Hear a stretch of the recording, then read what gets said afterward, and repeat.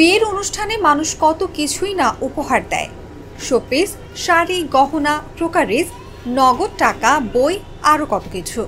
তাই বলে বৃক্ষ উপহারের কথা ভাবতেই পারবে না কেউ। তবে এমনই এক ঘটনা ঘটেছে কিশোরগঞ্জের পাকুন্দিয়া উপজেলার পোড়াবাড়িয়া পূর্বপাড়া গ্রামে। কিছুদিন আগেই তীব্র দাবদাহে পুড়ছিল দেশ। তখন সবাই বৃক্ষের উপকারিতা হাড়ে হাড়ে টের পেয়েছে।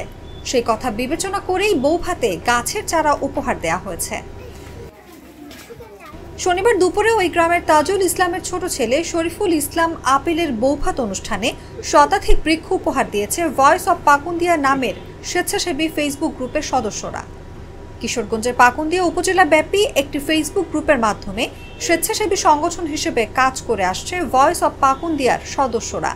তারই অংশ হিসেবে এর প্রতিষ্ঠাতা SM রায়হান ও অ্যাডমিন ইঞ্জিনিয়ার আরিফুল ইসলাম বৌভাত অনুষ্ঠানে গাছের চারা উপহার দিয়ে সাড়া ফেলেছেন।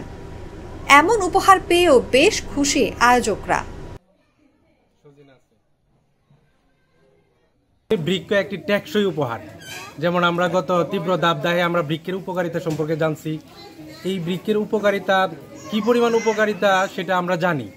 এই জানা থেকে যেহেতু বর্ষাকাল চলছে, বর্ষাকালে যাতে করে জনসচেতনতা সৃষ্টি হয় বৃক্ষরোপণের, এবং এই বৃক্ষ আমাদের কাঠ দেয়, অক্সিজেন দেয়, এভরিথিং। বিশেষ করে যেহেতু বিয়ের অনুষ্ঠানে যখন শরীফুলের বাচ্চা কাচ্চা হবে, তখন এই বিয়ের অনুষ্ঠানের মধ্যে যে আমরা উপহারটা দিলাম, এই উপহারটা তার সন্তানের জন্য কাজে লাগবে।